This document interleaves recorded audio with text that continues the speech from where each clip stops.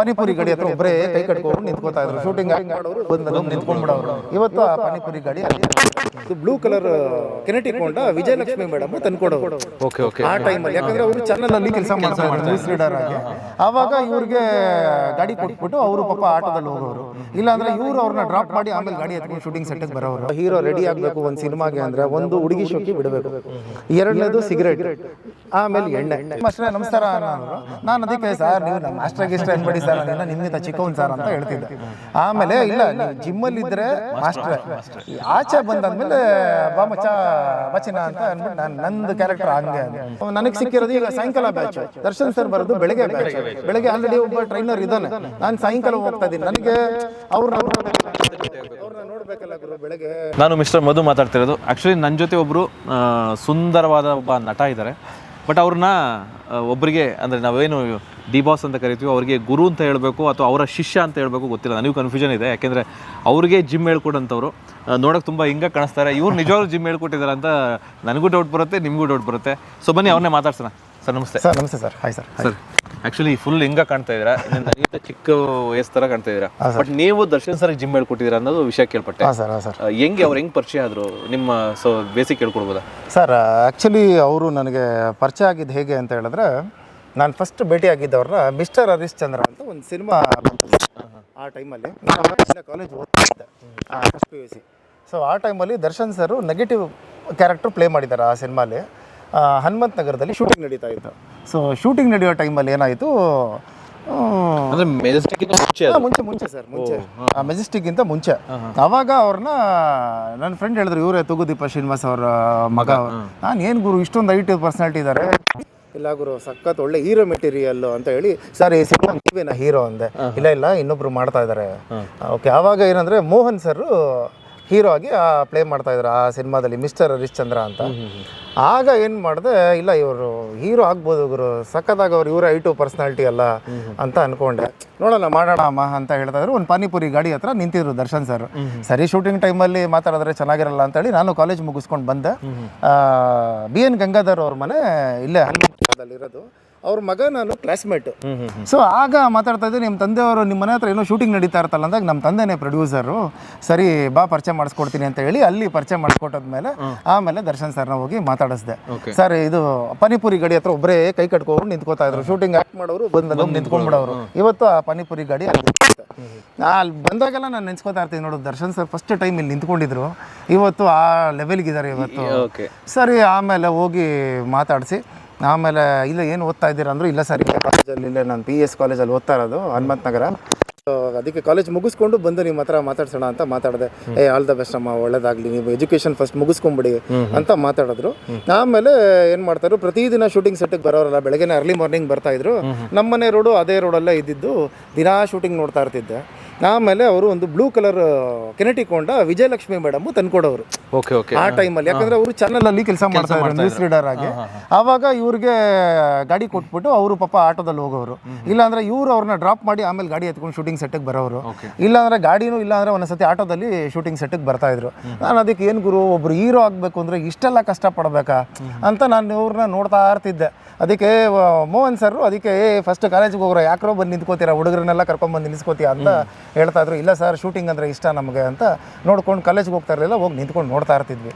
So ಅಲ್ಲಿಂದ ಅದೇನಾಯಿತು, next ಇನ್ನು cut ಮಾಡ್ತು ಅಂತ ಹೇಳಿದ್ರೆ ನಾನು ಮತ್ತೆ ನೋಡಿದ್ದೆ ಮೆಜೆಸ್ಟಿಕ್ ಸಿನಿಮಾದಲ್ಲಿ ಹೀರೋ ಆಗಿ ನೋಡಿದ್ದೆ. ಇವರು ಇಲ್ಲಿ ನಮ್ಮನೆ ಹತ್ರ ಬರ್ತಾ ಇದ್ರಲ್ವ, ಇಲ್ಲೇ ದಿನ ಹನುಮಂತ ನಗರ ರೋಡಲ್ಲೇ ಶೂಟಿಂಗ್ ಮಾಡ್ತಾ ಇದ್ರು, ಇವಾಗ ಹೀರೋ ಆಗ್ಬಿಟ್ಟಿದಾರ ಅಂತ.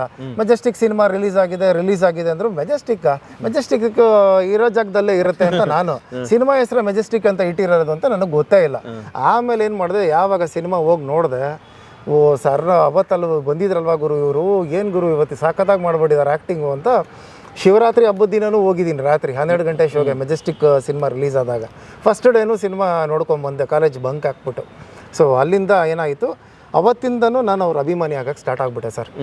ಎಲ್ಲ ಯಾಕಂದರೆ 2000 ಇಯರ್ ಅಲ್ವಾ ಅವರೆಲ್ಲ ಸ್ಟಾರ್ಟ್ ಮಾಡಿದ್ದು. ಈಗ ಸುದೀಪ್ ಸರ್ ಆಗಲಿ ದರ್ಶನ್ ಸರ್ ಆಗಲಿ ಬಂದಿದ್ದೆ ಆಫ್ಟರ್ 2000. ಅಲ್ಲಿಂದ ಅದಕ್ಕಿಂತ ಮುಂಚೆ ಎಲ್ಲ ಅಣ್ಣವರು, ವಿಷ್ಣುವರ್ಧನ್ ಸರು, ಶಂಕರ್ ನಾಗ್ ಸರು, ಅಂಬರೀಷ್ ಅಣ್ಣ, ಇವ್ರುಗಳಿದ್ರಲ್ಲ, ಇವ್ರ ಪೀರಿಯಡ್ಡು, ಇವ್ರ ನೆಕ್ಸ್ಟ್ ಜನ್ರೇಷನ್ನ Darshan sir Sudeep sir start ಆಗಿದ್ದು. ನೋಡಿ ನೀವು 2000 ಇಸ್ವಿಲಿ ಯಾರ್ಯಾರು ಹೀರೋ ಬಂದರು, ಈಗ ಸುದೀಪ್ ಸರ್ ದರ್ಶನ್ ಸರ್, ಇವತ್ತಿಗೂ 25 ವರ್ಷ ಆದರೂ ಇಂಡಸ್ಟ್ರಿಲಿ ಅದೇ ನೇಮು ಫ್ರೇಮು ಆ ಲೆವೆಲ್ ಹಂಗೆ ಇದೆ. ಅದ್ರ ಮಧ್ಯ ಇನ್ನು ಬಂದವರು ಎಷ್ಟೋ ಜನ ಹೊಸ ಆರ್ಟಿಸ್ಟ್ಗಳೆಲ್ಲ ಬಂದರು ಒಂದೊಂದು ಸಿನಿಮಾ 2 ಸಿನಿಮಾ ವಾಶ್ ಔಟು ಹಾಗೇನೆ. ಸೊ ಅದಕ್ಕೆ ಏನಾಯಿತು, ನಾನು ಆವಾಗಲೇ ಫ್ಯಾನು ದರ್ಶನ್ ಸರ್ಗೆ ಮುಂಚೆಯಿಂದಾನೆ ಅವ್ರು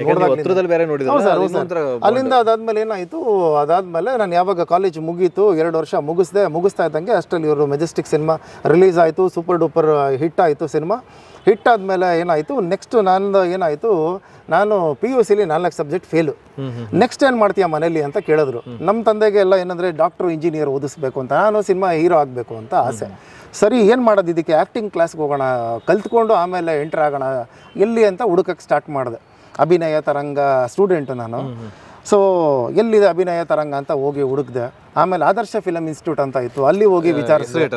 ಅಲ್ಲಿ ಈಗ ಹೆಸರುಘಟ್ಟ ಇದು ಇದತ್ರ ಇತ್ತು ಸರ್, ನಮ್ಮ ರೈಲ್ವೆ ಇದೆಯಲ್ಲ ಅಲ್ಲಿತ್ತು.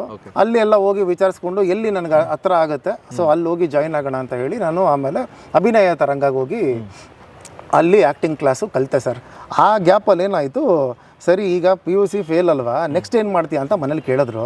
ನೆಕ್ಸ್ಟ್ ನಾನು ನೀಟಾಗಿ ಒಳ್ಳೆ ಬಾಡಿನ ರೆಡಿ ಮಾಡಿ ಸಿನಿಮಾಗೆ ಟ್ರೈ ಮಾಡೋಣ ಅಂತ ಅಂದ್ಕೊಂಡಿದ್ದೀನಿ ಅಂತ ಹೇಳಿದ್ಮೇಲೆ ಅಲ್ಲಿಂದ ಜಿಮ್ ಸ್ಟಾರ್ಟ್ ಮಾಡಿದೆ ಸರ್. ಸೇರಿಕೊಂಡು ನನಗೆ ಯೂಶಲಿ ಯಾವುದು ನೋಡಿ ನಮಗೆ ಯಾವ ಕೆಲಸ ಇಷ್ಟ ಆಗುತ್ತೆ ಅದು ನಮಗೆ ಒಲಿಯೋದಕ್ಕೆ ಸ್ಟಾರ್ಟ್ ಆಗುತ್ತೆ. ಸೊ ನನಗೆ ಜಿಮ್ ಬಗ್ಗೆ ಆಸಕ್ತಿ ಇರೋದಕ್ಕೆ ನಾನು ಪಟ ಅಂತ ಕಲ್ತ್ಕೋತಾ ಇದ್ದೆ. ಓಕೆ, ಈ ವರ್ಕೌಟ್ ಆದಮೇಲೆ ಇದನ್ನು ಏನು ಮಾಡಬೇಕು, ಆಮೇಲೆ ಡಯೆಟ್ಟು ತುಂಬ ಇಂಪಾರ್ಟೆಂಟ್ ಇದರಲ್ಲಿ, ಮತ್ತು ಶ್ರದ್ಧೆ ಇರಬೇಕು. ಸೊ ನಾನು ಕಲ್ತಿದ್ದು ಒಂದು 3 ಪ್ರಿನ್ಸಿಪಲ್. ಒಂದು ಬಾಡಿ ಎಲ್ಲ ಒಬ್ಬ ಹೀರೋ ರೆಡಿ ಆಗಬೇಕು ಒಂದು ಸಿನಿಮಾಗೆ ಅಂದರೆ, ಒಂದು ಹುಡುಗಿ ಶೋಕಿ ಬಿಡಬೇಕು, 2ನೇದು ಸಿಗರೇಟು, ಆಮೇಲೆ ಎಣ್ಣೆ. ಈ 3 ಬಿಟ್ಟು ಇದು ಒಂದು ಕಾನ್ಸಂಟ್ರೇಷನ್ ಮಾಡಿದ್ರೆ ಜಿಮ್ಮು ಅಂತ ಅಂದ್ಬಿಟ್ಟು ನಮ್ಮ ದೇಹನ ದಣಿಸಿದ್ರೆ ಅಟ್ಲೀಸ್ಟು ದಿನದಲ್ಲಿ 1 ಅವರ್ ಆದರೂ ನಮ್ಮ ದೇಹಕ್ಕೆ ನಾವು ಟೈಮ್ ಕೊಡಬೇಕಲ್ಲ. ಸೊ ಅಲ್ಲಿಂದ ನನ್ನ ತಲೆಗೆ ಫಿಕ್ಸ್ ಆಗಿಬಿಟ್ಟು ನಮ್ಮ ಮಾಸ್ಟರ್ಗಳೆಲ್ಲ ಹೇಳಿದ್ರು, ಈ ಥರ ನೀನು ಹಿಂಗೆ ಮಾಡಿದ್ರೆ ಮಾತ್ರ ಸಾಧ್ಯ, ಬಾಡಿ ಬಿಲ್ಡಿಂಗ್ ಎಲ್ಲ ತಮಾಷೆ ವಿಷಯ ಅಂತ. ಅಲ್ಲಿಂದ ನಾನು ಕಲ್ತ್ಕೊಳ್ಳೋಕೆ ಹೋದೆ. ಅವ್ರಿಗೂ ಇಂಟ್ರೆಸ್ಟ್ ಬರ್ತಾಯಿತ್ತು, ನಮ್ಮ ಮಾಸ್ಟರ್ಗೆ ಎಲ್ಲ ಪಟ ಅಂತ ಹೇಳ್ಕೊಡ್ತಾಯಿದ್ರು. ಅದು ಹೇಳ್ಕೊಟ್ಟಿದ್ದು ನನಗೆ ಎಲ್ಲಿ ಯೂಸ್ ಆಯಿತು ಅಂತ ಹೇಳಿದ್ರೆ, ಒಂದು ಜಿಮ್ಮಲ್ಲಿ ಕೆಲಸ ಇದೆ ಮಾಡ್ತೀಯಾ, ಅಲ್ಲಿ ಯಾರೊಬ್ರು ಟ್ರೈನರ್ ಬೇಕಾಗಿದ್ದಾರೆ ಅಂದರು. ಆ ಜಿಮ್ಮಲ್ಲಿ ಸರಿ ಎಲ್ಲಿ ಕೊಡಿ, ಆಯಿತು ನಿಮ್ದು ಕಾರ್ಡ್ ತೋರಿಸ್ತೀವಿ. ಅವಾಗೆಲ್ಲ ವಿಸಿಟಿಂಗ್ ಕಾರ್ಡ್ ಕೊಟ್ಟರೆ ನಮಗೆ ಕೆಲಸ ಸಿಕ್ಬಿಡೋದು. ಸೀದಾ ಹೋದೆ, ಹಿಂಗೆ ಕಾರ್ಡ್ ಕೊಟ್ಟಿದ್ದಾರೆ, ಹಿಂಗೆ ಕಳಿಸ್ದೆ, ನೋಡಿದ್ರೆ ದರ್ಶನ್ ಅದೇ ಜಿಮ್ಮು. ಅಲ್ಲಿ ಏನಾಯ್ತು, ಮೆಜೆಸ್ಟಿಕ್ ಸಿನಿಮಾ ಮುಗಿಸಿದ್ರು. ಸೊ ನಾನು ಮೆಜೆಸ್ಟಿಕ್ ಸಿನಿಮಾಗೆ ದರ್ಶನ್ ಸರ್ಗೆ ಟ್ರೈನ್ ಮಾಡಿಲ್ಲ.